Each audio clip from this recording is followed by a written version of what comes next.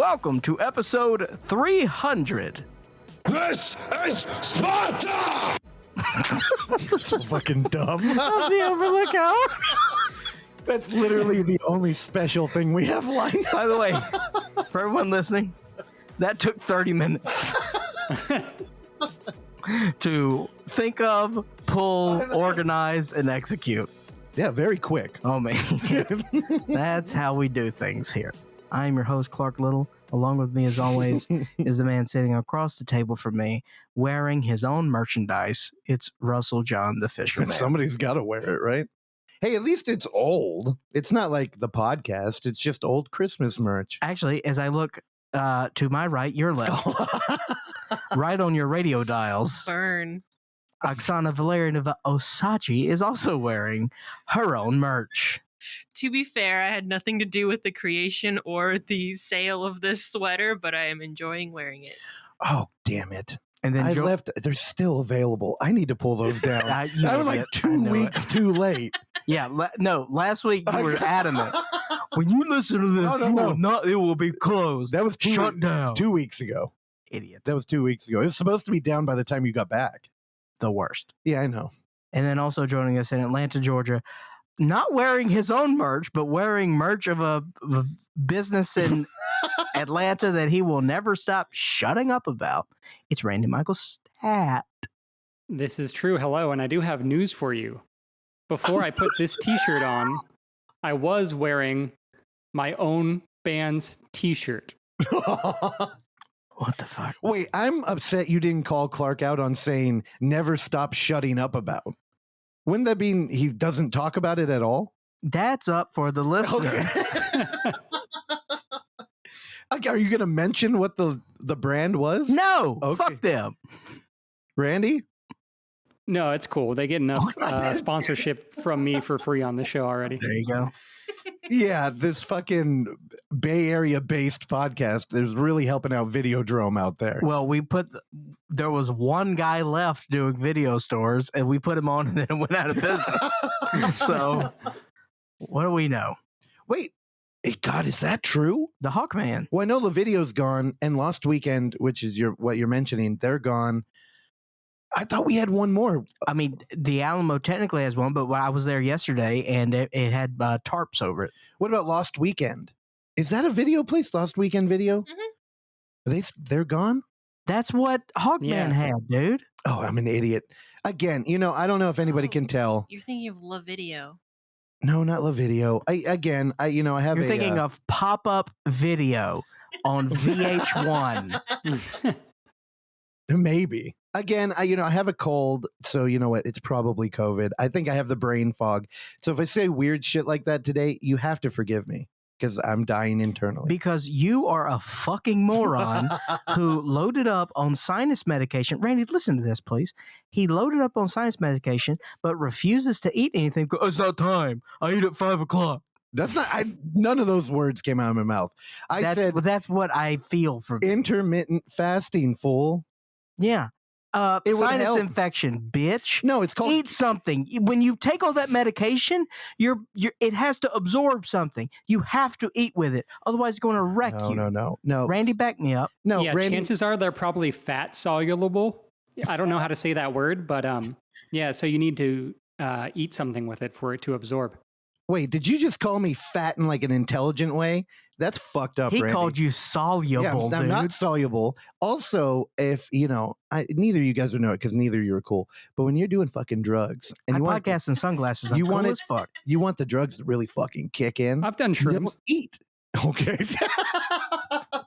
I wish I didn't talk over that. I could have Allegedly.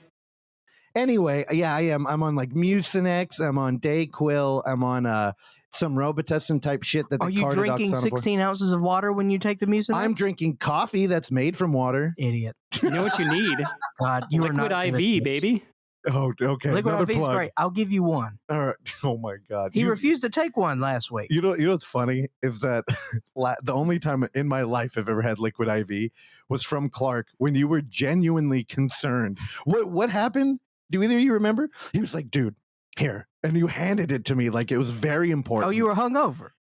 No, if you wouldn't do that for a hangover, you were being dramatic if it was a hangover. Yeah, you It's would. a good hangover. Yeah, It's but also great after your night of drinking before you go to bed. Take some of it and then you'll probably my be good. fucking God. What are they? Are they paying for this show now? They're Are great. y'all cashing checks from Dude, Liquid I'm all Liquid IV. I'm all Liquid Death. Those are my brands. You dude. gave up on Liquid Death. No, it's just harder to find here. You order it online. I know, but it's a complicated process, if I'm completely honest with you. I can't do it through Amazon Fresh. I have to do it through Whole Foods. You asked for this. And the Whole Foods thing, dude, it takes $15 in delivery charges. Oh my! You can Like, go what through- the Hold on, let me turn you fuck, back up. dude? You can go through their site directly. Who does that? Well, people who like to support, you give them the money directly. No. You're paying for fucking canned water. It's not brain science. Anyway, brain science. Yeah. Again, I have COVID. Eat a banana. Stop pushing bananas on me. They're You're right there. They're full of potassium. You're not supposed to eat those on an empty stomach. What? What are you talking I about? read that it could like mess up your, I don't know what. Your shit. And that's why we have Oksana Valerianova Osachi here. Oh Prove God! it. You can prove it. Okay, go ahead. Google. Eating them on an empty tummy can overload your bloodstream with magnesium and potassium and cause harm to your heart. What if you load that This baby shit. up with peanut butter? Oh my God. Okay. Our honey.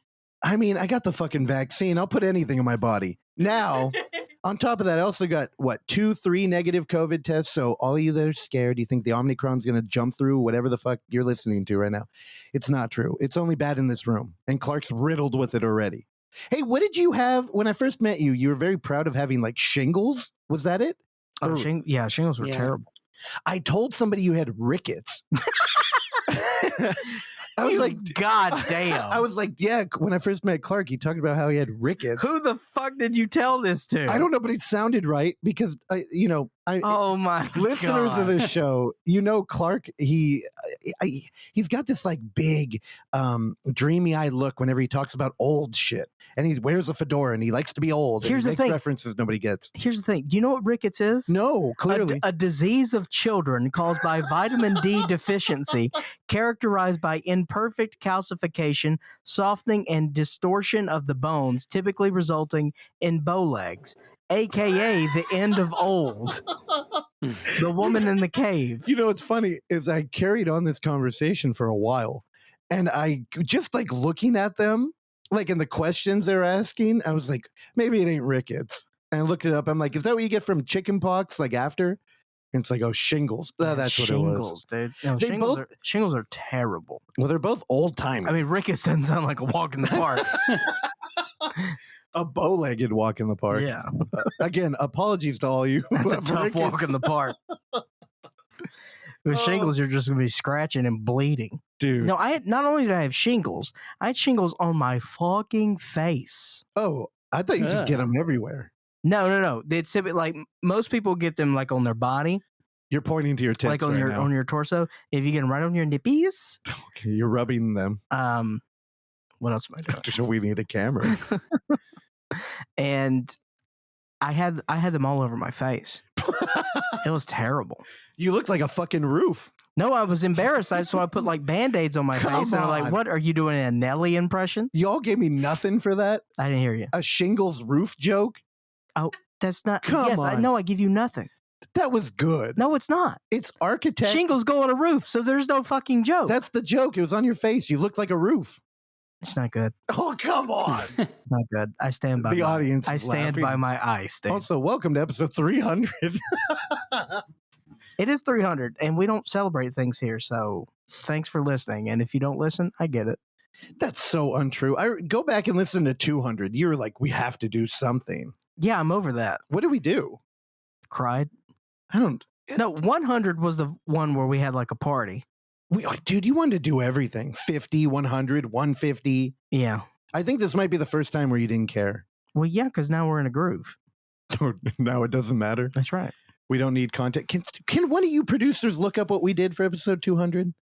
Didn't we change the format? Oh my God. What are we paying you I for? think we did. We've changed the format like Damn it. 37 times because of my lack of commitment, baby. Yeah. All right. Well, you want to start this then? because you've reminded me the thing you're trying to change is firing my favorite guest to this damn show. Yeah, I cannot pay. He's going to have to take the bus. All right, but before we go there, a couple things. One, last week Clark yelled at me for doing plugs before the break. Yeah, who, you idiot. Fine, we won't do it anymore. I did it every episode while you were gone, by the way. It worked great. You didn't even notice. Charlie did it. I have an update. Okay, all right. Episode 200 was a bicentennial celebration. What does that even mean? You don't even remember what that was. Jasadi was here. Oh, that's how we celebrated? Yeah, we gave up. Also, you got to warn me before you have news. Remember, we have the news stinger. Oh, that wasn't worth it, though. That's the bit. It's never worth it. If you're getting your news from the show, something's wrong in your life. Now, again, no more plugs before, but I do want to reach out to all you listening right now and tell you, hey, thank you for the interaction. I love hearing your thoughts. Whenever you like something, dislike something, hey, we want to interact. And it's good to know that people out there are listening to it. But can you stop fucking texting me, DMing me, all you fucking introverts that listen to this show? I love you all to death. Put it in a public setting so it doesn't look like we're like some weirdos out here doing this for 5 years yelling into the void. Like, let's have some open air discourse. We're all nice people. Actually, I don't know that because I don't really communicate with most of you. So please do it in comments, or I don't know. Where would we want people to like talk about this shit? Set up a Discord. Oh my, a Discord? Yeah. You would never use a Discord. No, but y'all would. I don't know, Instagram or something. Instagram? Twitter? I mean, I love it. Feedback. I get a lot of it. Text daily. Just fucking stop texting me. Put it out there so other people can see it. So you know you're not all lone satellite people. Other thing, a great way to do this, email us. Like female bag. That's our favorite segment. We never got to do it. Actually, I do think we have Brench Fry reached out and he's got a couple of 2-sentence horror stories. Oh, boy. The thing is, Brench, I'm sorry, we can't find Creepy. I thought we had him chained up for good. I think he went back with David though. So that's it. Like the mailbag is fucking empty and neglected. And if you love females, then fill her bag. I don't like your energy right now. It's I haven't eaten. I've had a lot of medication. You sounded mean to our audience. Yeah, that's I have to.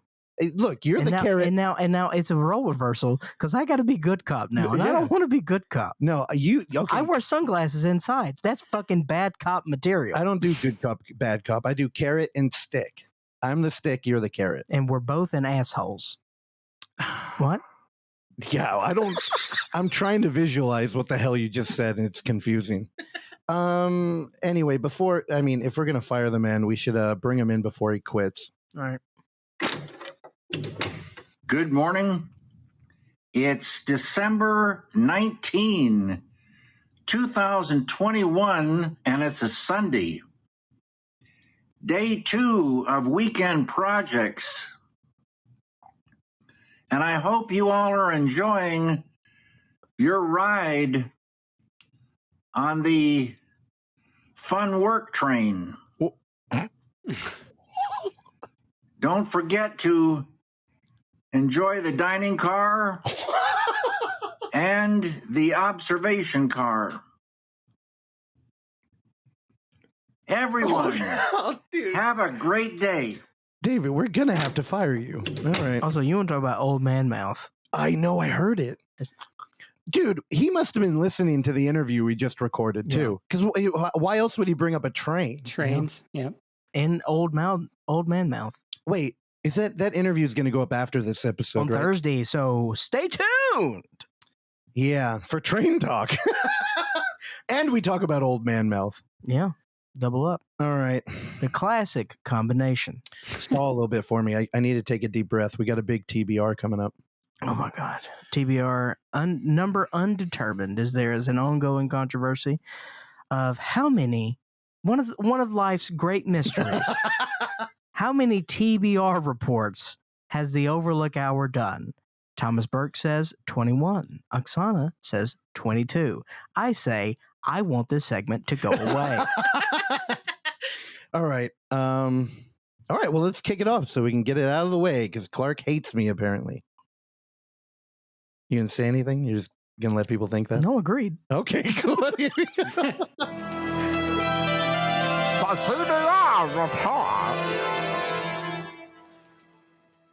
What a way to start this thing. All right, TBR. This we have cleared it up. It is number 22, right? Correct. Do you want to fix Thomas Burke and correct the? Listen, Tom. This is 22. There's 2 number 14s. Yeah, you numbered 2 emails as number 14, so it's on Probably. you, bro. Probably sleep once in a while. Anyway, oh, damn. Okay, I'm turning off your mic. Felt mean. I turned off your mic before you could say that. Anyway, this is the TBR report where Thomas Burke, a found footage adventurer, sends me a new movie every week that is in-world camera and something that we just don't have the time to do our own research for. So he's been killing it lately. Let's go right into... Now, I have a lot of notes on this one. This is going to be a weird week, and I think it's going to be fun. But you know what? Let's go to the email. Thomas writes, in a similar vein as The Buried Secret of M. Night Shyamalan, this week I bring you Forgotten Silver, made in 1995 by the Lord of the Rings director himself. I'm surprised that the found footage community hasn't talked about this one more. It's literally a mockumentary film about Peter Jackson, the filmmaker, finding more found footage films about a New Zealand filmmaker named Colin Mackenzie. It turns into this type of lost, in quotes, work discovery after Peter's mom convinces him to return home to visit one of their neighbor's friends' abandoned sheds, which holds this missing footage. Check it out if you like The Buried Secret of M. Night Shyamalan. I'm sure you'll end up liking this one as well. Cheers. He notes it's available to watch on Vimeo for $5, or you can watch it with Spanish subtitles on YouTube. All the best, Thomas Burke, TBR, LCMHC, not a licensed clinical mental health counselor, but a lover of cinema, mainly horror. See ya, baby. Tom, I love you. Thank you for this recommendation. Instead of setting up this film, I'm just going to throw in the opening of it and let Peter Jackson do him himself. Now, hang with me, Clark. This one's a little bit of a long clip. About a year ago, I had a call from my mother. She said I should drop in on Auntie Hannah sometime because she was wondering if I'd be interested in a lot of old films that she had stored in a shed at the bottom of her garden. I wasn't expecting much. Hannah described them as a lot of old home movies that her husband Colin had taken. I was expecting to maybe find a bunch of old home movies, drop them off at the film archive on my way home, and that would be the end of it. What I found sitting right here was an old chest. I opened the chest and I found the most extraordinary collection of films. These were 35mm films. The tins were rusty. There were strange names on them, Warrior Season, films I'd never heard of. I had no way of realizing the significance of these films at the time. We later discovered they were made between the turn of the century and the late 1920s by an extraordinary New Zealander, a man who has now got to join the ranks of the great film pioneers, a guy called Colin Mackenzie. Now, Colin Mackenzie. dude, I kept doing that too. All right, don't get it. We're on YouTube now, so don't get us pulled down for copyright infringement. So that was a clip that happens right at the very beginning of the film, and it's Peter Jackson in what looks like a suburban neighborhood. There's a lot of greenery around, trees and bushes. It's on a hill, and as he's talking, he's walking down an incline, goes through a creaky little gate, and when that music, that ominous thing happens, it's an abandoned building with like some broken windows comes into frame. And I'll tell you, I got so fucking excited. I was like, whoa, dude, Peter Jackson. Also, note that this is 1995. So we're talking pre-Blair Witch and kind of the whole boom and a lot of, so this would have been post-Ghost Watch, which would be in a kind of similar vein.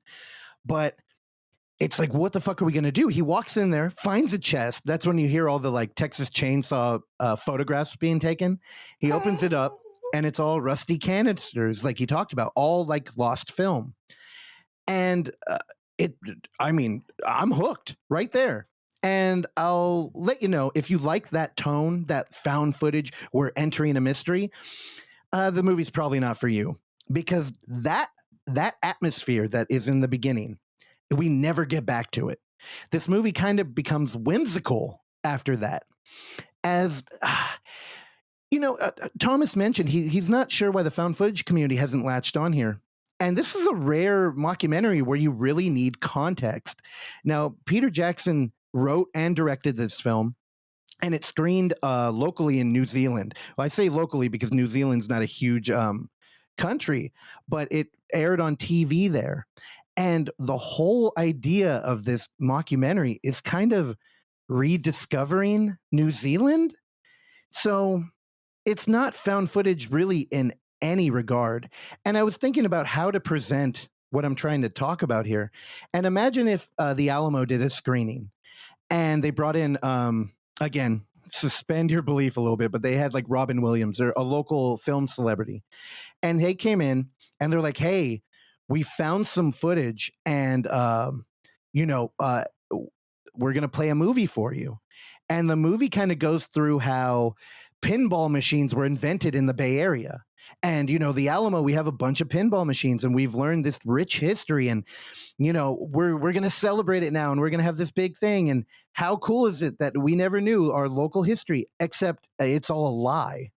So this movie, it's all about this New Zealand history that's so rich. And I mean, in that footage, they find the guy, Colin McKenzie. He, in 1901, mounted a camera onto a bicycle and created the first moving film. He also has war footage from Gallipoli, the only footage ever, because he has invented this like crazy camera. He also filmed people who predate the Wright brothers in flying a ship. Now, mind you, all of this mixed media totally works. And in 1995, there's no reason why you wouldn't think this was real. And it's just so absurd, though. And a lot of the music kind of cues you into that. Yeah. But that's what this movie is. It's kind of like, hey, in New Zealand, we've done everything. Guess what? We're way cooler than we thought. And that's pretty much the movie. I mean, if you're not interested in it, I don't blame you. There's one thing that I really wanted to highlight here. And now, there's a lot of nationalist propaganda here, yay, New Zealand. And there's also a lot, like the enemy of this movie is communism. So the communists are coming after Mackenzie's film. And part of it is he made this super epic biblical drama out in the woods of New Zealand. And he built a like replication of Israel in the woods. And now the movie turns into a Peter Jackson leads a conquistador-like adventure group to find the lost city of Mackenzie. And spoiler, they do find a sarcophagus filled with film. So there's a lot of camp here. Who cares? All the national stuff, I'm sure it's super interesting. You never heard of it because we don't live in New Zealand. There's one thing that they claim Mackenzie filmed, and that's Stan the Man. Now, Stan the Man is a comic that we've never heard of, but he's very Charlie Chaplin or like Buster Keaton. So he's kind of like, boop, boop, boop, like doing tricks with the ladder and falling and spinning around and hitting people. And so he's a failed comedian. Like people didn't think he was funny until one day he was filming and he's doing a little bit like that.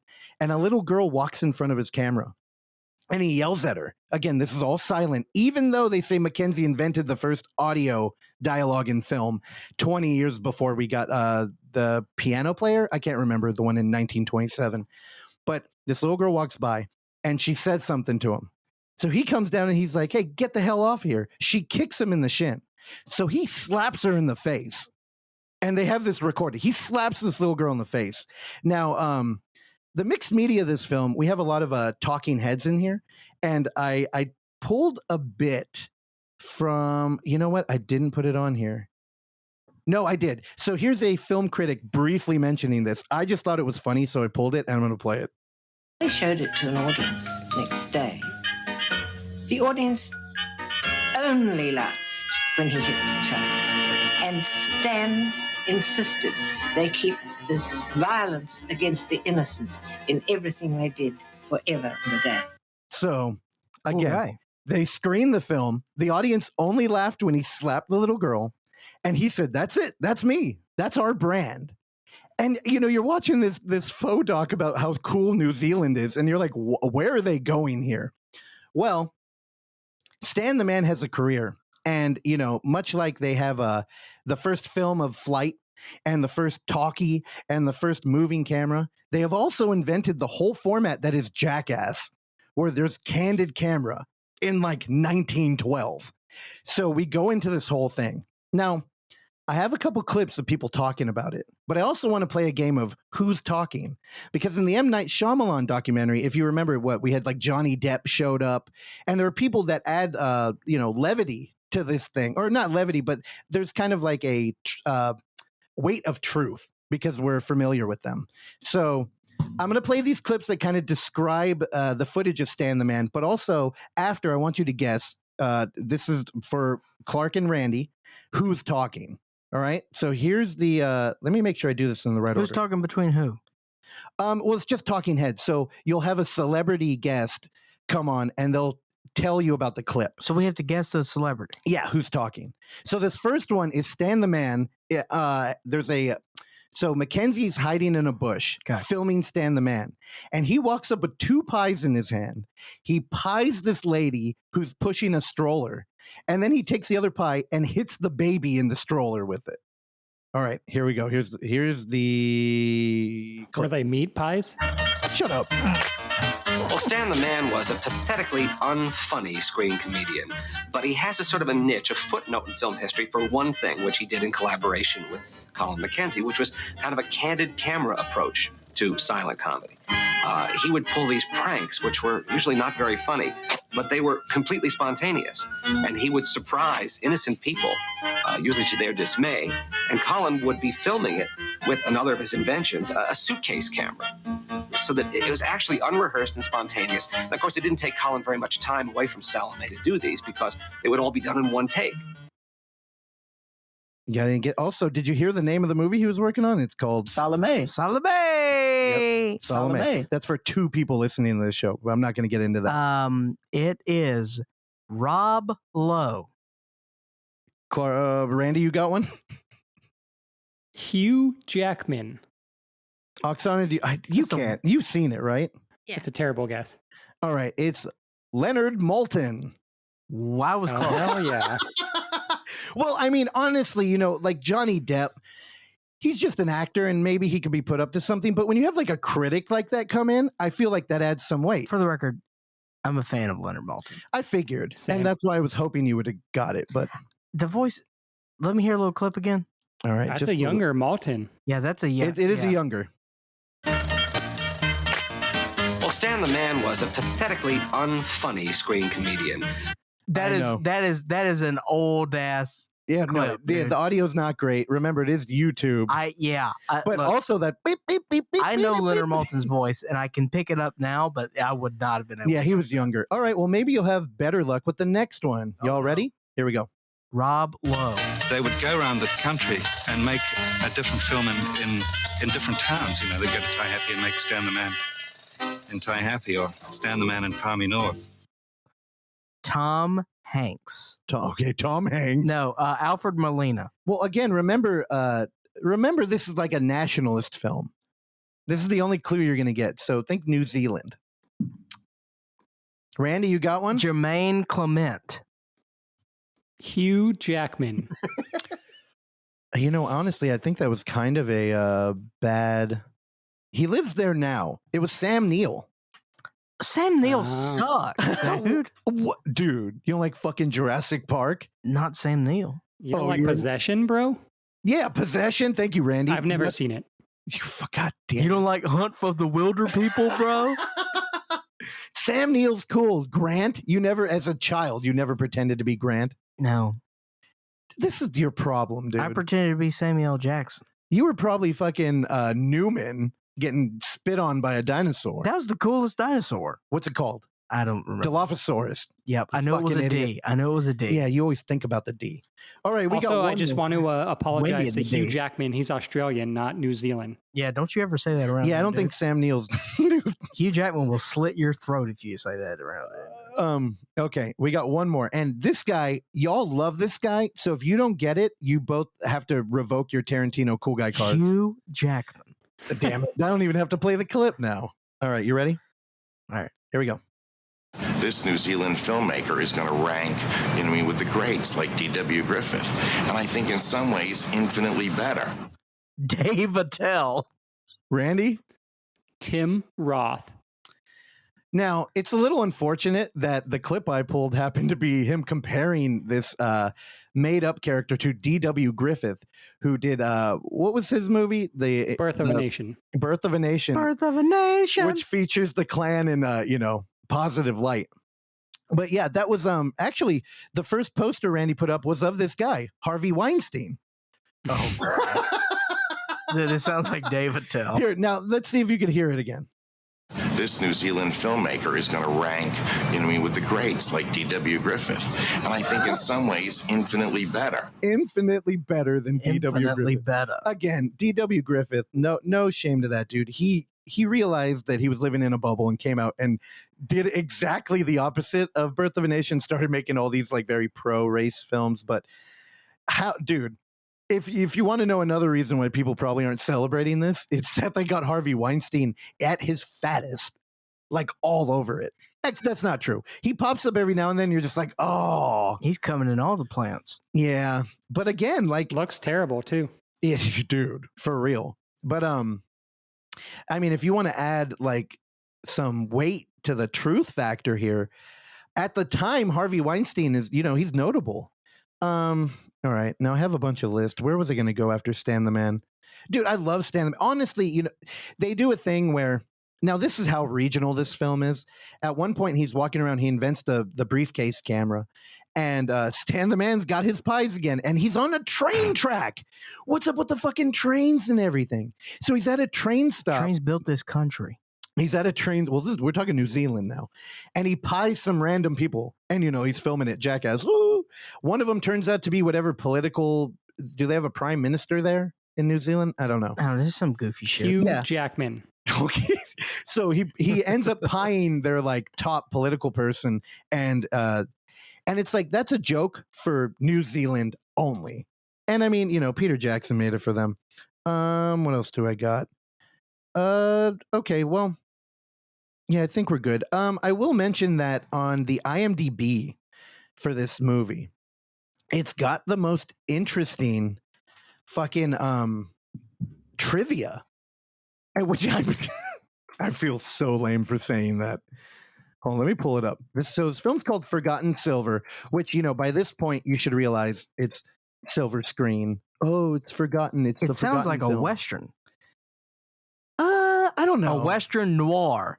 Oh, Randy. Okay, I Make that happen. No, but so here in the trivia, there's a lot of it one-off. But like here's the this originally screened as a genuine documentary to an unsuspecting New Zealand public and was only revealed to be a hoax a couple days afterward. Now, when I read that, also there's a ton of trivia in here. It's all interesting. But to me, I'm like, wait, they didn't know?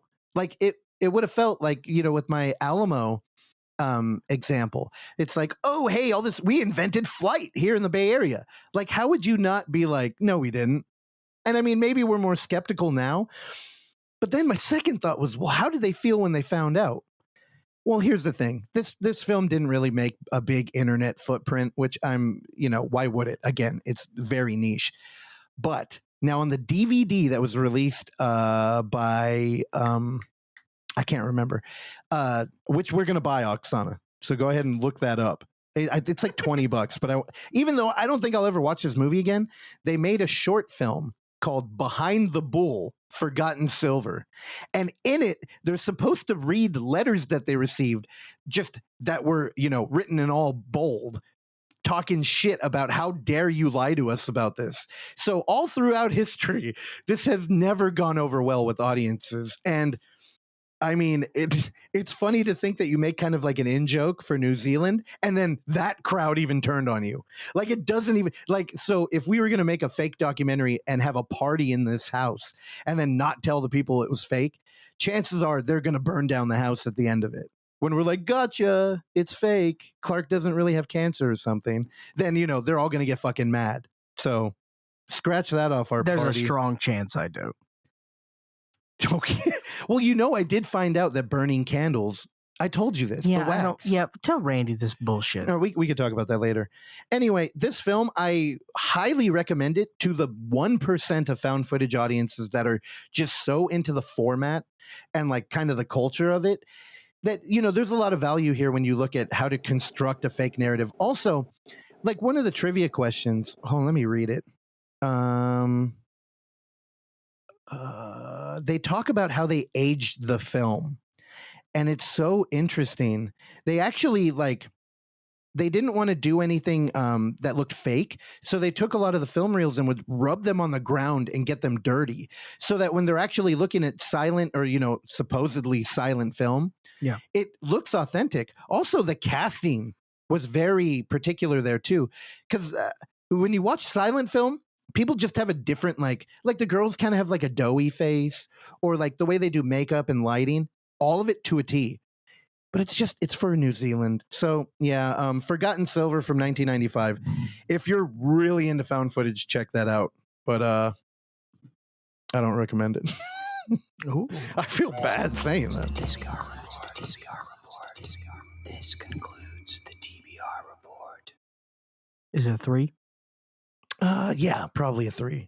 Or, you know, here's the problem when you're not rating things on an entertainment level. I feel like there's cool historical value here. Like if we were going to compile a book of found footage like history, you got to include this because it's a good example of a bunch of different things. But is it fun to watch? Maybe if you're in New Zealand. Yeah. Yeah. So I don't know. Yeah, probably a 3. All right. Forgotten Silver. Also, thank you for coming back on time from your bathroom break, Randy. I didn't leave once, just in case you're listening, Tom. Thomas. Dang. Well, I need to go on mine. Yeah, you worry about hurting his feelings, not mine. Thanks, Randy. No problem. All right, Randy. The ball is yours. Take it. The bowl? The ball. Oh, I thought you were talking weed, bro. Are that? Dude, I wish. Can't get any out here. You probably can. I haven't tried. Randy, people have been getting marijuana in Atlanta for quite some time now. I don't know, man. I don't trust this stuff. Sorry. But to go into a movie I saw instead of weed that I smoked, I saw a film that is in a limited release right now. It will be available on Netflix on Christmas Day. It is called The Lost Daughter. It's directed and written by Maggie Gyllenhaal, adapted from a novel of the same title by Elena Ferrante. This movie starring Olivia Colman. So Olivia Colman plays a professor who is on vacation. She goes to this like really beautiful kind of empty island in Greece to kind of like get away, and she has books and stuff with her. It looks like she's kind of like planning her work for the next year or whatever. She looks kind of sad or lonely or whatever, but you don't really get too much of an idea of what to expect yet. And she is staying at this like really beautiful like B&B that is run by Ed Harris, who plays Lyle. Olivia Colman's character is named Lita. And she's there for like, I don't know, maybe a day. And she's just hanging out on the beach trying to like, get some peace and quiet. And this family shows up. She's in Greece, I believe, which is the island that she's on. And when she's there, this big old family with a couple kids and kind of obnoxious people show up to the island, and they kind of get off to a rocky start with their interactions. And then you kind of feel like throughout the movie that something terrible is going to happen. So essentially, Olivia Colman's character becomes not like obsessed with this person, but she kind of like develops a bond with this young mother who's played by Dakota Johnson, who's part of the family that shows up. Dakota Johnson's character, Nina, has a daughter, and this starts to prompt sort of flashbacks to Olivia Colman's character's early experience being a mother. And the whole movie is, first of all, Olivia Colman is great. She's in like every frame of the film. There's a lot of like really, really like almost extreme close-up shots. And I don't know, she knows how to just like do very slight like facial changes or like things with her eye that like really like show some sort of like interiority, but you're not really sure like what's happening. I don't want to like spoil too much of what's happening in the movie, considering it's pretty limited release right now. But it's really solid. This is Maggie Gyllenhaal's first time directing, and yeah, it's really good. I honestly didn't recognize Dakota Johnson until I looked up the Wikipedia page before we started recording. She's pretty good. Jessie Buckley is also in this, who was in I'm Thinking of Ending Things and Beast. She's great as well. Yeah, it feels like it's not really like a thriller. It feels like a psychological drama. It does kind of have this weird like sense of dread hanging over the whole thing almost. Yeah, I don't know. It's good. It's it's out on Christmas if you want to watch it with your no, never mind. It's not on Christmas. It's December 31st. I forget which day Christmas is because 25th. I'm no longer a Catholic. So you forget birthdays now? That's fucked up, dude. I honestly forgot my mom's birthday 2 years in a row. What the hell? And you just wanted to dude? go ahead and admit that. Yeah, sorry, She's a Mom. She doesn't listener, listen dude. though. No, she does. Randy, that's fucking sad, dude. I know. Don't fucking do Don't that. be mean, because if I did that, I would feel bad if you were over there going like, ooh, playing your little violin, crying me a river. I forget most people's birthdays, so It's your mama. yeah, I know. I know But, my mom's birthday, Do you? July 13th. She was born on a Friday the 13th. Oh, Hell yeah. mine's July 5. I got my mom's and sister's birthdays mixed up one year because one is the 9th, one is the 19th of the same month. What month? July. Come on, I knew that because everyone's favorite month, July. Wait, are all our moms born in July except for Randy, who can't figure out when she was? Yeah, Randy, when was your mom born? We'll never know. In the month of January, so not July. Oh, early bird. over there. Jays, dude. Dude, that's what you like to smoke. On my feet. Nice. Randy can't get them out there. They're illegal in Atlanta. That's Yeah. my favorite. As we all know, I'm a nerdy person who is a rule follower, so I'm not trying to break the rules out here. You know what I'm saying? Break the rules. So Colin McKenzie also invented the Zoom, Randy. When you mentioned that, when you were talking about the movie, I totally forgot.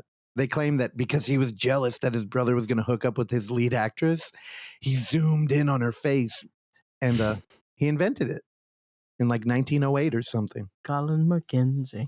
So Peter The Lost Jackson Mother- also directed a Beatles documentary, speaking of which. Oh my God. Did you watch that? The 3-hour one? No, I watched like 35 minutes of it. Oh, you bowed out? Yeah, I don't give a shit about the Beatles. Well, you know, the one thing I don't either. My mom and her sister are huge Beatles. I think I mentioned it on the show before, where my aunt actually had her ticket stub from like one of their last show in the Bay Area, I think, at Candlestick, Cool. added into their museum. And yeah, so of course, when your parents like something a lot, you learn to hate it. So I fucking hate the Beatles. And but what I heard that was interesting about that was the way they manipulated the audio. So I thought you, an audiophile, would be into that. That is the only reason that I watched it. Okay. So yeah, when they recorded it. So there wasn't like a mixing board or anything, because they were just recording the sessions of them like literally writing the songs. So there wasn't any mixing board. You couldn't like isolate guitar tracks, drum tracks, all that. So everything was in mono. So apparently they used like some sort of like AI and machine learning technology to use the one audio track to sort of scrub out or isolate each instrument, like what wavelengths they're on and whatever.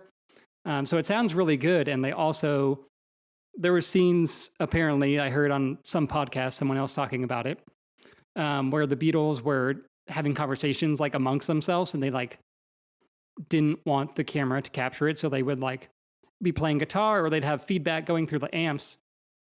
But with the new technology, they were able to scrub out all that feedback, all that other stuff, and then like amplify them talking. So there's conversations that they're having that I guess they probably didn't want people to hear. Yeah. But Now we I can. heard it's like really candid too.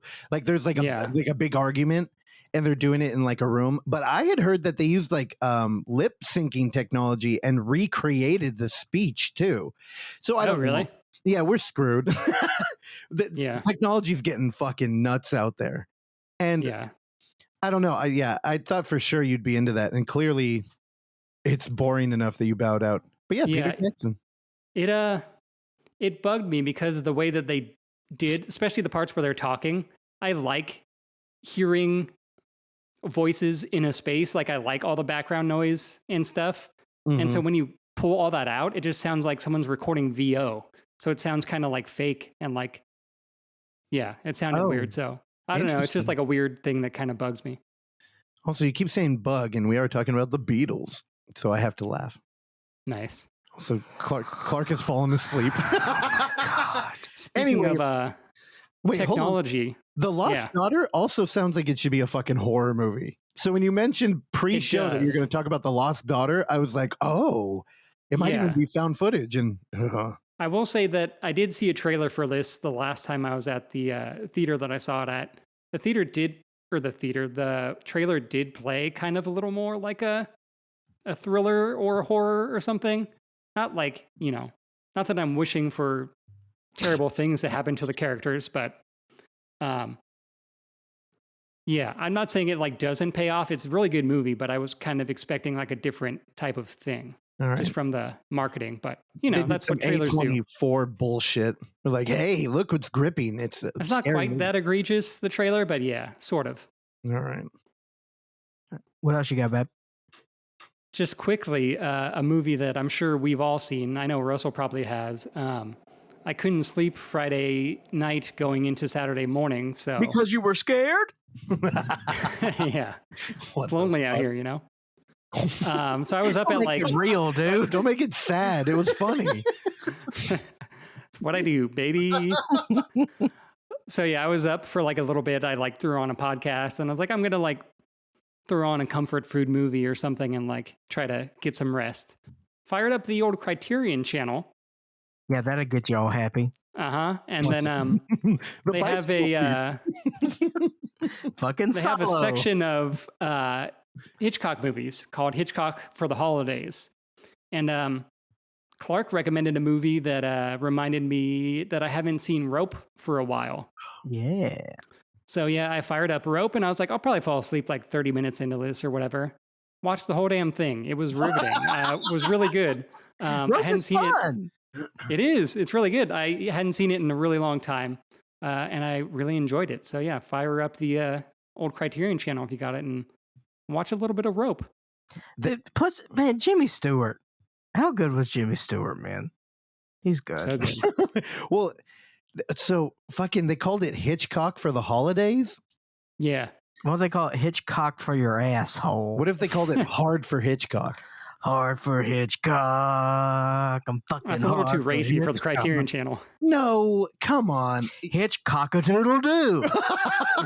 It's early in the morning. You're still awake. It's time for Hitchcock-a-doodle-doo. Also, Randy, if you're a fan of Rope, what all the rope heads out there like to do is watch the movie that he made after. Because, he did the whole like one shot kind of doing 10-minute as much as one shot as you could get in the time. Yeah. When his next film, he decided, why don't I do that again as a period piece, and I'll bring back my favorite actress. And do you know what film I'm talking about, Randy?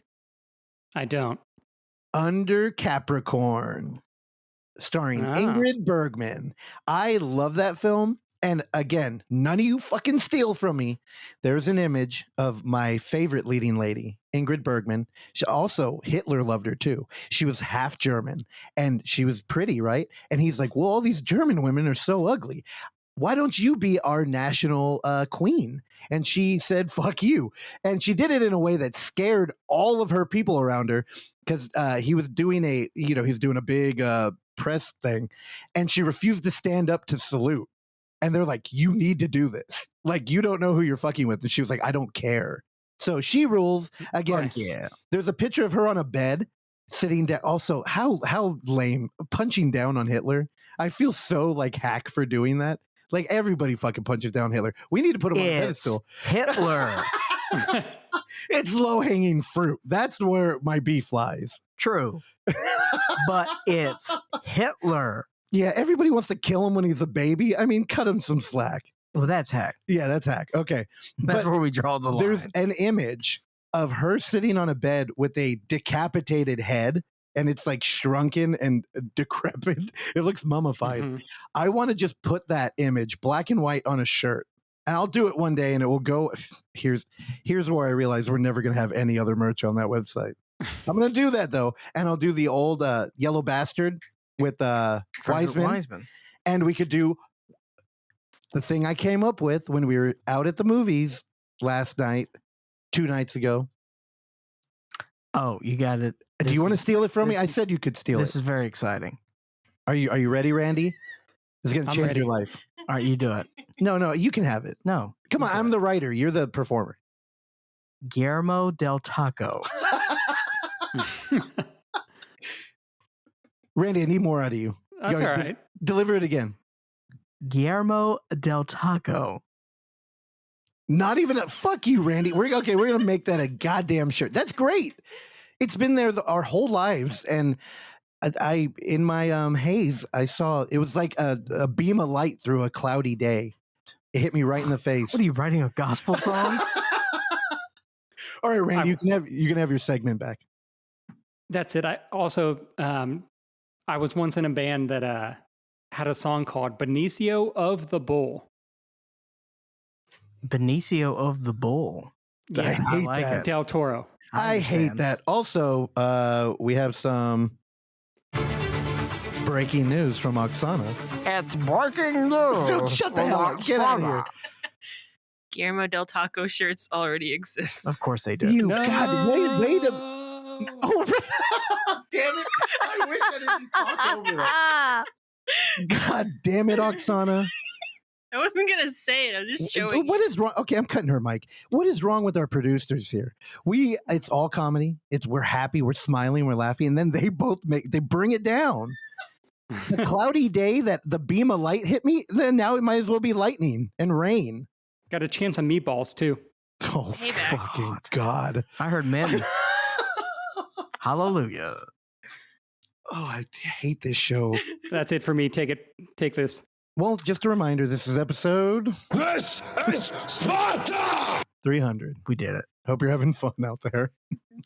Briefly, I just do want to mention that yesterday I was able to take in. I don't want to spend a whole lot of time on it. Randy briefly mentioned it last week. Russell has yet to see this film. I'm talking about Sean Baker's Red Rocket. Took it in yesterday. Really enjoyed it. Thank you. Hell yeah. I will say one thing. No. On behalf of the whole audience, do not fucking ruin this movie. I will tread lightly. No. We go into I can cut your mic. We go into a bedroom. Oh my God. On the wall is a poster. That poster is for Wild Beasts. Oh. So he does a little nod to Severin. Good. Yeah.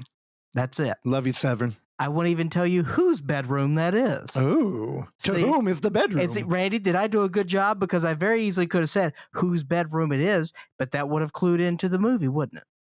Yeah, great job. I don't remember that poster, but yeah. I also don't really know anything about Severin. I'm sorry. Oh my That's God. okay. That's why I'm here. Okay. Okay. We are a giant puzzle. You bring the Severin, I bring the Criterion.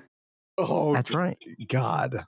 And I bring the old Brit box. Hey, but that's a good comparison because they have the Criterion closet and the Severin cellar. What, are you on a delay? What was the hell was that? I was thinking about my food that I just ordered. Oh my, you idiot. Okay, let's get through this so you don't leave in the middle. I got some noodles coming, baby. What happened? So before we started recording, you were all pumped to do your fucking crouton schmegma pie or whatever the fuck. Gross, dude.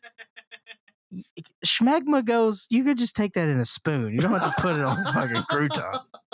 You can harvest it with a spoon. No, I didn't want to cook. I wish your mic was louder there. That was the grossest noise. Yeah, that was. I really wanted to power through that. I couldn't help it. Noise. It sounded like you had a goddamn hairball. It was puke because it's gross. Schmegma. By the way, no one here has schmagma because we all got cut You don't know. dicks. I could be lying. Your dick is cut, You don't know that. Randy. Maybe you'll find out as I wrap it up for you on our Lord and Savior's birthday.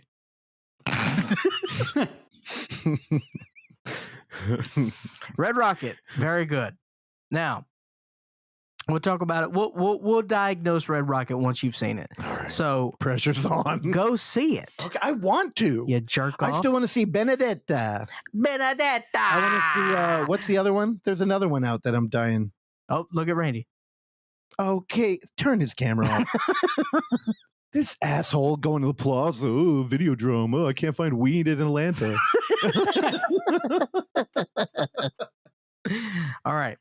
Oh God. I watched a film the other day. Now, Randy is much more in tune with everything, because I'll ask Randy, "Have you heard about this?" And there's a 90% chance that Randy's going to say, "Duh." Okay. Like Randy fucking knows what's going on. And you know what's going on, but I have to find that middle ground. You know, I've got to make up the overlap there in our Venn diagram where we've got some overlap here, and you guys take care of your territory. So I have to stake out my own territory. And that is what I have done this week. As I was perusing iTunes movies, what's it called? Apple movies? You understand. You understand what I'm talking about. And I just go through there on recent discoveries. I find some stuff there, some good stuff there from time to time. And I came across a new film called Boiling Point. Now, you know, that name, doesn't invoke much. Pretty standard there. But the cover is our lead actor here, who I can never call him by name, but it's Stephen Graham, and he's a guy who's been in a ton of stuff. And if you watch a lot of things, you'll know Stephen Graham's face. And he's in a chef's jacket. So right there, I was intrigued. As any movie about a kitchen, I got to watch it. And then I watched the trailer for this. And in the trailer, I discovered that this is all done in one single shot. It's one take. And as soon as I saw that in the trailer, I turned off the trailer and I rented the movie immediately. And boy, did I really like this. First, it takes, honestly for me, it took about so we follow, it's essentially, I believe it's Christmas Eve. This is all in Britain. And Stephen Graham runs a restaurant, and he is the head chef of a restaurant there. And it's Christmas Eve. It's going to be a huge night. It's going to be a huge fucking night. Okay. Sorry. So they're bringing the fucking yoke. And it's Christmas Eve. They've oversold the tables. All right. They're already backed up. He didn't do the food order. And you immediately discover that Andy is his character's name. That Stephen Graham's character. He's in over his head. He's got a drinking problem that's established early. He's got an estranged relationship with his son. So we're checking all the boxes, right? And we've got the meeting, and it's going, and we realize that he's not ordering enough food, and their menu is not going to be fully where they want it to be. But it opens up with the health inspectors there, and the health inspector, to use a British term, he's quite cheeky. This guy, ooh, and Andy's character, Stephen Graham's character of Andy, he's not having it, and they get into it. Health inspector drops him from a 5 to a 3. Oh. So that's like from an A to a C, which is no good. And so he's dealing with that stress. We also find out he owes money. So another check mark. Service happens. Service is going okay. But then one of his head funders and his mentor comes in and has got a table, and he's a celebrity chef. And he also brings in Gordon Ramsay, a renowned food critic who he's carrying an affair with. And then that stresses him out. They end up sending a food allergy. Someone requested no nuts on table 13. They fucked that up. And then it just goes downhill from there. Now, I did have the very ending of the film kind of caught me off guard, and I'm like, I don't know if I like this. And then the end credits music came in, and I knew I didn't. I still stand by that. I don't like the end credits movie. The end credits music. Randy, I'll get your point of view on that here in a minute. But real deal breaker. I actually love the ending now, and this is one of my favorite movies of the year, because it takes about 45 minutes for us to change perspective from the lead character. And once we do that, the movie gets a little bit more, obviously it adds more depth to the story, because then we're finding other characters in there, and they're interesting, and each is their own character. And we get some banal talk here and there, but it all kind of works as an orchestra for everything. And this movie's not just a gimmick. It really, really works every inch of that restaurant, and the entire staff, the patrons there. I really like this movie. It's smartly made. The choreography of everything was just seamless, and I honestly, it's like an hour 37, which I think is ambitious for this type of treatment, but it doesn't overuse anything. This thing moves, and I like the story. Again, it hits all the main notes that you need, everything. But, at the end of the day, this thing's a tragedy. And I really, really like that. And, man, I was blown away with Bowling Point. Apparently that movie's based on a short of the same title. Yes. So that guy, it may be like a test to see, because I think the short was like 22 minutes. Yeah. I've yet to see the short. Definitely would like to. But I really, really enjoyed Bowling Point. Also, Stephen Graham, for those of you trying to put a face to it, he was Detective Mulligan in Venom, Let There Be Carnage. Ooh. That's another film you really enjoyed. But you know his face, right? You've seen that guy. I did, but I'm trying to go through here to figure out how, and I can't. He was in Tinker Tailor Soldier Spy, didn't see it. Tinker Tailor Soldier Boy. Pirates of the Caribbean, didn't see it. Snatch, nope. This is England. Like, I got nothing. You don't see Snatch? I did. I just don't care. He was in Hellboy. Same. Wait, Randy, do we agree on that? I don't really care for Snatch, no. No, well. He's of course talking about women. Yeah, you're living alone. Oksana, cover your ears next time I say that word. Oh, he was. I also might say that I didn't 100% care for this movie. Oh shit, dude! This is Sparta. Whoa, dude! That's a hot take for episode 300. Damn! All right, give it to me, baby. I mean, I thought the choreography and the directing and everything was very impressive. I'm already forgetting his name, even though we were just talking about him. Stephen Graham. He's very good. This is an English movie. I had a very hard time understanding what he was saying for half the movie. That's on me. That's not on him. Well, he's I think he's like Irish. So there's a whole like bit about that because he's trying to communicate with the French. Also, lady. Clark watches everything with subtitles, so he cheats. I almost turned them on. Yeah, I didn't turn them on. I kind of wish I did. Yeah, that maybe could have helped.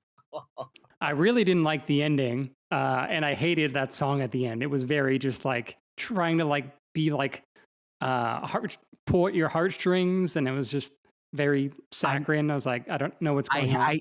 I'm with you. I hate that song at the end. But Randy, if you think of it as a tragedy, it does work, and that kind of helped with me because the ending did kind of throw me off it too, and I was like, this is fuck this. But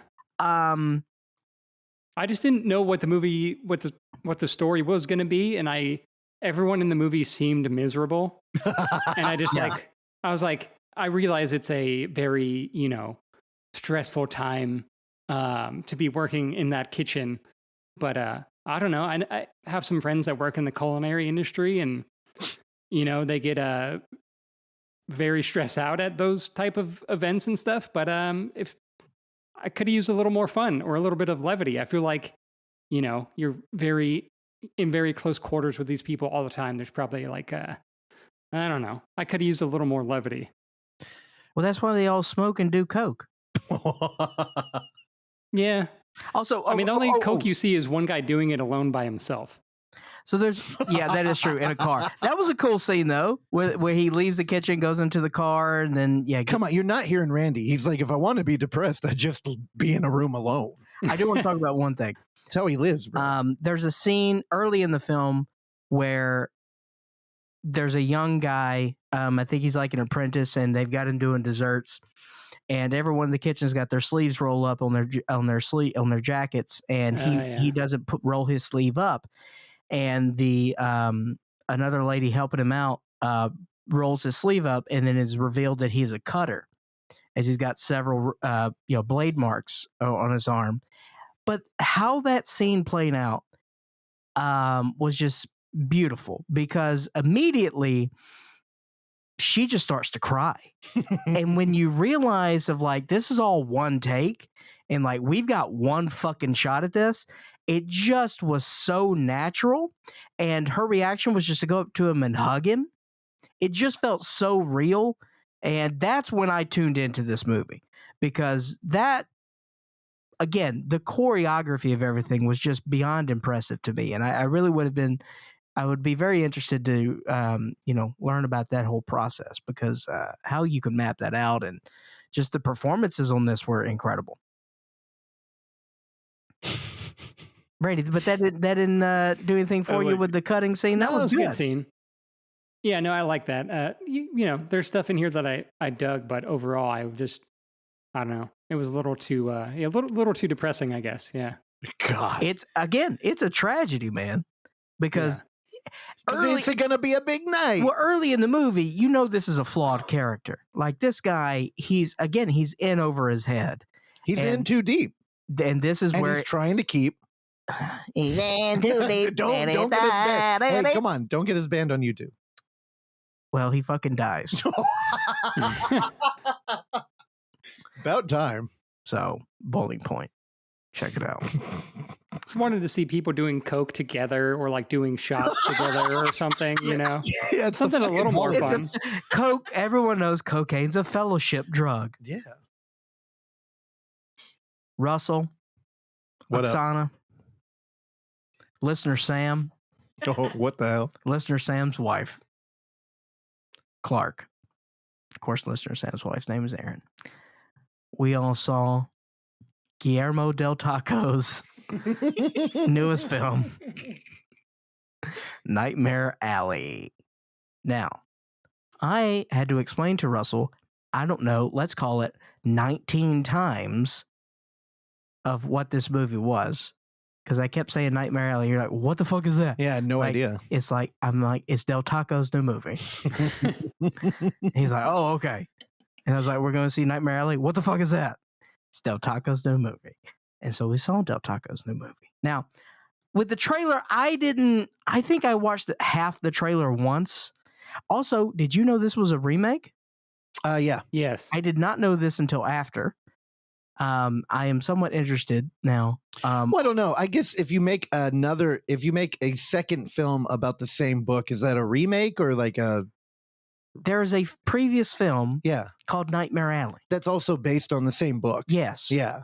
So is it a remake of the movie or just another attempt at telling the story? I think you still have to technically classify it as a remake. That's fair. I'll take that. Because it's the same thing. If we're looking at A Star is Born. No, what the fuck?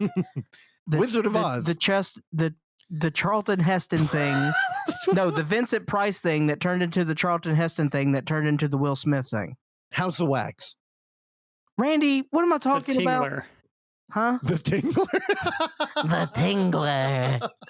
No, The Last Man on Earth was the Vincent Price thing. The Omega Man was the Charlton Heston thing, and I Am Legend was the Will Smith thing. Oh, okay. Yeah. And it's all based off the same property. But they're all remakes of each other? Well, it's based off the book, and I think the book is The Last Man on Earth.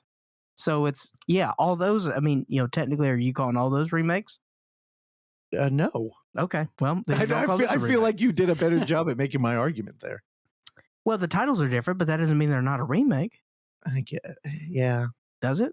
I don't know. I'll lose this to move on. Randy, cut it out. So,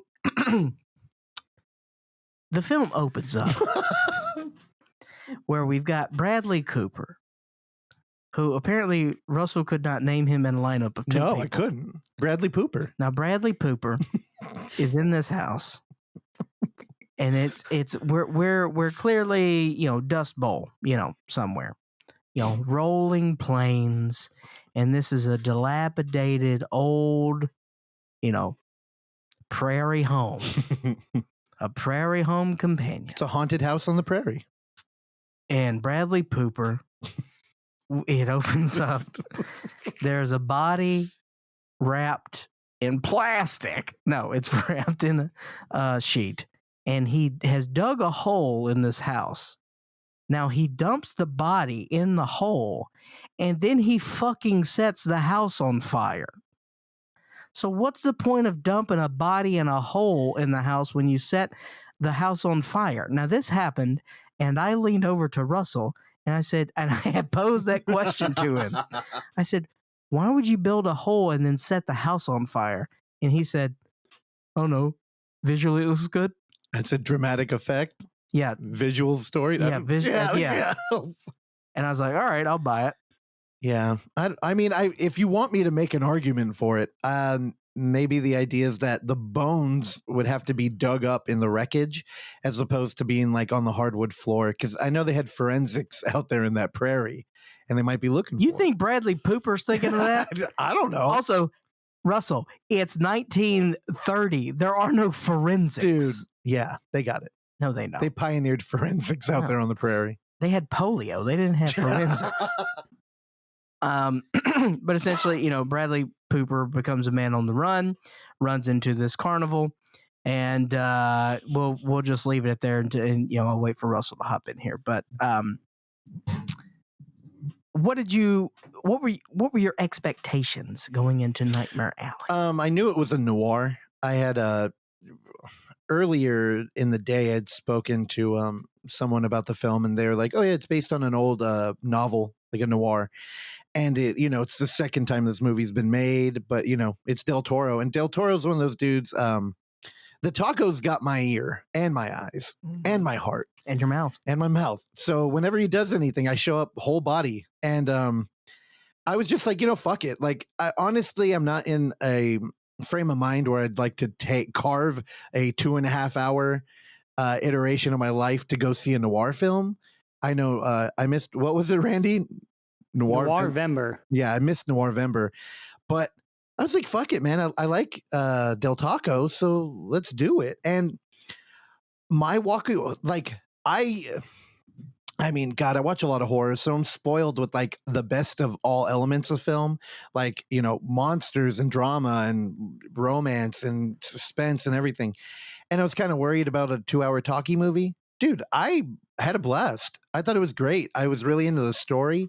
We have kind of a very nuanced protagonist who, if you're paying attention to the visual medium, is telling a different story than you would get from the script, which also, I liked the script a lot. Great script. Also, just read a book on clowns, and I was really looking forward to jumping into this carnival. Not a fucking clown in this movie. Because this is a freak show situation. They're not a circus. Clowns, I mean, the dunk tank. I was looking for a dunk tank or something. Like this that's a county fair. Like there's no dunk tank. No, come on. If a clown walked out of Nightmare Alley, you wouldn't be like, "Whoa, what's that guy doing here? Why is that clown in here?" No, I would. No, you wouldn't understand. No, I understand the carny. I don't know why you're fighting me on the lack of clown in this movie, but you want to gripe over a body in a hole. Because that's stupid. You know it's stupid. No, and you know what? When the movie was done, I was in a very weird. It was dark out, and it was, you know, it was dimly lit. It was perfect though. Me and Clark looked great, the best we've ever looked, and we had this really profound conversation. And I ended it with one of the coolest things I've ever said. And it's like, you know, all the stuff we do. The bottom line is we're watching horror and indie and foreign film. And, you know, the problem is the indie part. They got no budget. And it was nice to see a filmmaker really go to bat with a lot of money. Yeah. And that paraphrase was much worse than how I delivered it that night. It was so concise and cool. And Clark started crying after I said it. But Randy, man, watch it just for the sets. Dude, the carnival looked great. Yeah. For a film being made during like the pandemic, you would never know. There's a lot of crowd. There are a lot of like extras in the movie, which I've learned to love. They had a lot of, again, like a freak show thing. They brought in the geek. I love a fucking geek. Dude, it always reminds me of Ren and Stimpy with Ren chewing on the head of a chicken. There's a lot of geek in this. There's a lot of geek. There's also, I've never seen the spider with the human lady face. That was cool. I love that. Even though her web was made out of like hemp rope. Yeah. I was like, what? Why'd you get a... But we need to talk about the cast in this thing. I mean, this is a big money cast here. We got a Ronnie Perlman as a strong man named Bruno, who delivers one of the most felt punches I've ever seen in a movie. I don't think it would translate on a TV, but in that audience, I was like, ooh. Would you want to be punched by Ron Perlman? You know, he doesn't strike me as a bruiser or like a knuckle dragger, but he's got big hands, dude. He's one of those guys that I think would just know how to deliver it really well. And my jaw hasn't been tested that often, so I think it might be glass. Yeah. Which is my real problem. All right, you got a William Dafoe? Oh my God, you can't do anything right. Willem Dafoe? It's Willem Dafoe. We got Rooney Mara. Oh, you're gonna skip over Willem? Hell He was great in this movie. I said Willem Dafoe. Yeah, but you didn't praise him. That's what I want. No, I mean it's Willem Dafoe. He's great in everything. All right, keep going. Toni Collette. Kate Blanchett. All right, here's the thing. When it gets to Kate Blanchett, it kind of takes a dive a little bit for me. Oh, my God. Did it not for you? Because we got away from the carnival. When we got away from the carnival, I got a little sad, but then we built back up towards the carnival, didn't we? Well, what about Richard Leroy Jenkins? Leroy Jenkins. Oh, my God. That makes me so happy. Just let it sit. Okay. I love Richard Jenkins. Okay. Yeah, he shows up. He's actually, Mary Steenburgen shows up. Now, nice. She does, her demise was quite good. That caught you by surprise. We got a PTA, Paul Anderson. David Strathairn. Okay, we're done with the cast. You've turned it against me now. And Tim Blake Nelson is in the last scene. Paul Anderson is in this movie. Yeah, I understand. He plays geek number 1. Oh, I love it. That geek number 1 had a bad go. Man, it was so bad. Willem Dafoe gets in there. He's like, the geek turned bad. He's got maggots in his brain. We got to take him to the hospital. And then they throw him in the alley of the hospital. He's like, who wants steak and eggs? I'm buying. Now, and then the most important scene in the movie happens. Okay, we could talk about that later. We're not going to ruin this movie. No, it'd be hard. It'd be hard to. There's so much nuance and visual storytelling. Like when we were walking away, you asked me a question that hadn't even crossed my mind. I'm like, wow, that would actually change a lot. And it was so brief and like, And I feel like there's a lot of those set up moments. the whole movie. Well, it doesn't because you could watch that movie very passively and end it and just be like, oh, that was pretty good. But the connections are there. Yeah, and I think the biggest problem you had after watching the film was the tonal change, because there's a big setting change. We leave the carnival and we go into like, I don't even know how to describe it. Like, well, they start going into the nightclub circuit. Yeah, and it's very different. Yeah. And there's also money. It's a big change for the character, but I don't know. Well, it's also a big change for the show because now he's the front and she's taking the back seat. Yeah, we're doing some carny tricks out here, and this movie's really about grifting and kind of having morals while also being kind of, I don't know, a scummy entertainer. I kept thinking the whole time, is this like a commentary on like Hollywood or like journalism? I think it's kind of America. No, but that's so like, of course, we live in America, so we see that. We're a country of grifters, Dave. Well, I also was thinking like journalism's gone this route where, you know, back in the day, it was like, no, we need to report neutrally no matter how we feel. In this movie, they have a big thing with spook shows. Don't infuse your AM radio lifestyle. Get the fuck out. Everything. No, but I'm saying, no, I think this works better than America, just as a blanket term. No. Young America. You know, when we did leave Young American. Yeah, fuck David Bowie. Whoa. He's dead. You know, they had a new he also fucked Mick Jagger. His first song that he ever recorded came out, and you know how like David Bowie's not his real name. He took that as like a stage thing. Sure. His real name, of course, is Ziggy Stardust. Yeah, of course. No, but again, this film is kind of about like, you know, tarot card readings and going too far with the lie. which I thought was really interesting. I mean, just we deal with found footage all the time, and kind of like the thing is, you know, the movie I covered in the TBR report, Forgotten Silver, it's so like there's so much whimsy in that movie. That's like at the end of the day, even if you believed it, you're not like hurt for it. Where this movie's kind of pretending to be a medium and offering up something that isn't real, which is like hope in the afterlife, which, you know, like the horror movie, The Last Exorcism. They talk about it a lot in there where it's like, well, if you're giving people hope, isn't that okay? And this movie has a very definitive answer, which is no. Yeah. Because you're taking their money. And I thought that was really interesting. I don't know. I'd never seen it dealt with that way before. But yeah, this also is kind of like how money can corrupt and blah, blah, blah. That's a little bit more boring. But man, interesting film.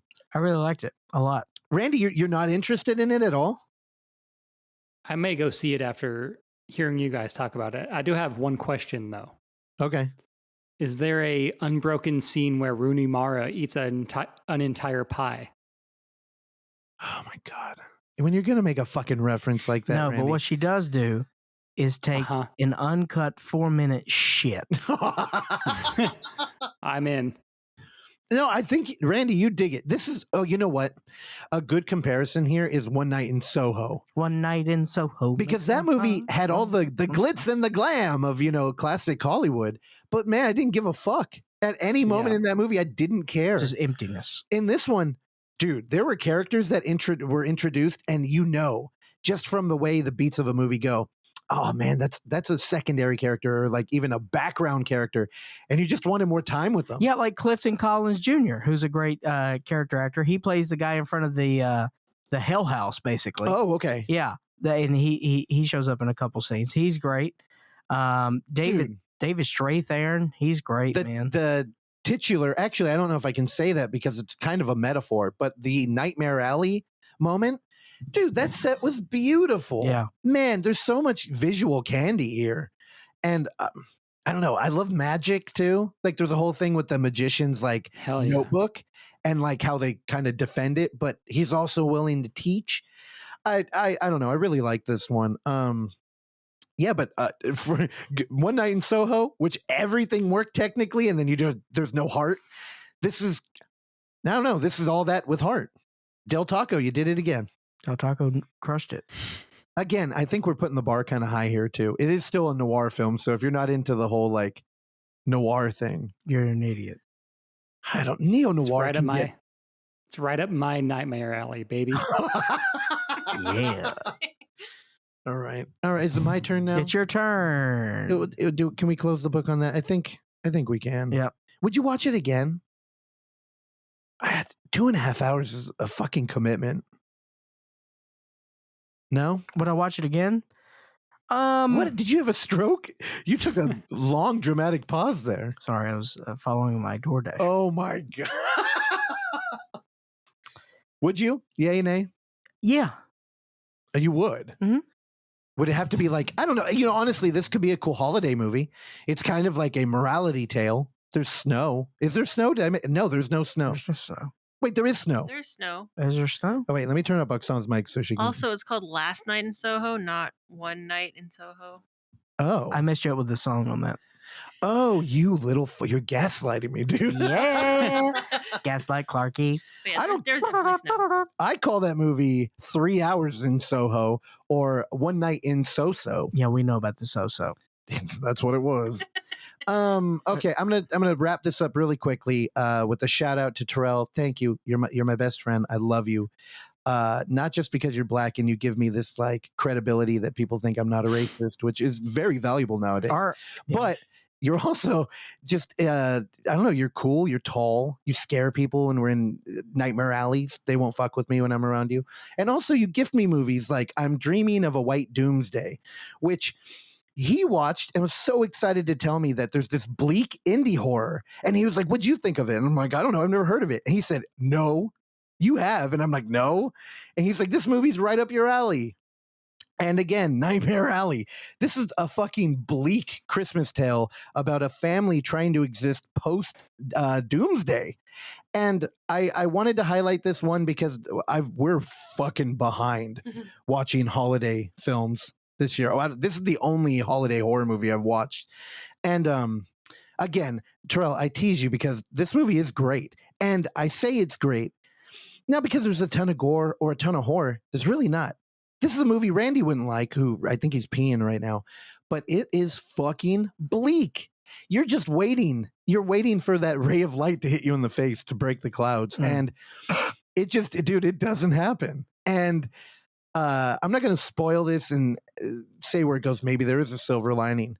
But the thing I wanted to mention, post-apocalyptic as a subgenre film is one of my favorite. And it's one of the hardest to pull off. I think Mad Max Fury Road really worked because they had a fucking budget. And you can really make the world feel like post-apocalyptic. Although, I gotta fucking give it to Mike Lombardo. He's the director, writer, and he's mostly a special effects dude. He pulled this one off. And on the indie scope, it's really, you really got to be careful with every frame. Now, there is a little bit of stuff where this is a mother, father, son family struggling. The son plays with action figures they're all fucking trauma related. And he's a fan. And that felt a little bit like, I don't know if I believe that. But again, if you're watching, I'm like dreaming Toxic Avenger. It's literally Toxic Avenger. Yeah. But like he also schools his mom on who Toxie is and how you're like, what kid would know that? But again, if you're watching I'm Dreaming of a White Doomsday, I think you gotta know where you are. Yeah. This movie worked for me. And again, it's fucking bleak though. So I wouldn't recommend it to Randy. Clark, I don't know if you dig it too, but if you're a fan of like, just, I don't know, what are some of our favorite companies, Oksana, that do those kind of like Kickstarter indie movies? I can't think of anything right now. You mean like like campaigns for them, or the companies, because they put out a lot of them. I know, I can't think of it. I have COVID brain farts, but it's great. Like who put out Faceless? Oh, God damn it! We have producers on the show, so me and Clark don't have to do any of this.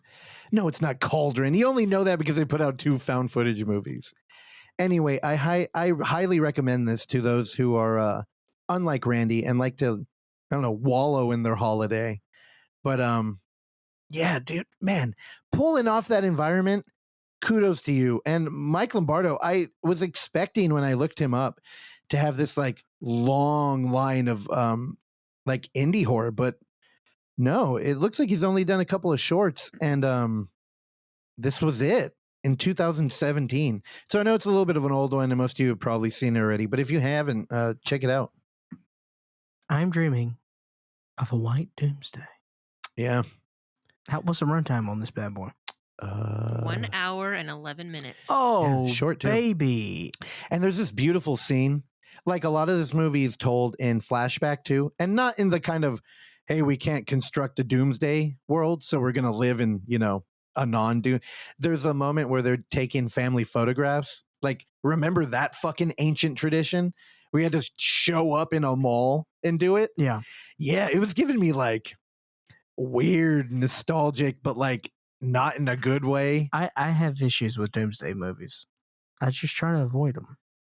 I get that, especially now. It was a little weird, like with shit ratcheting up with China and Oksana's family out there in Ukraine with Russia on the border threatening.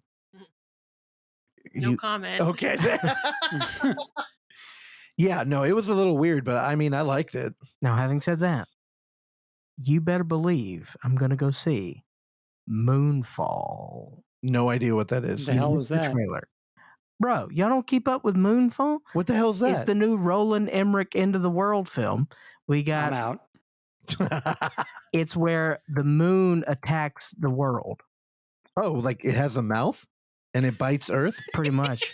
Really? Yeah. It's like Majora's Mask you or need something. to see the trailer because Donald Sutherland opens up in this. Patrick Wilson's in it too. Patrick Wilson's in it, and Halle Berry. In Moonfall, a mysterious force knocks the moon from its orbit around the Earth and sends it hurling on a collision course with life as we know it. We're with mere Okay, no, I'm a boy. Whoa, this is a long description. Yeah, it's Moonfall, dude. Oh no, I should have.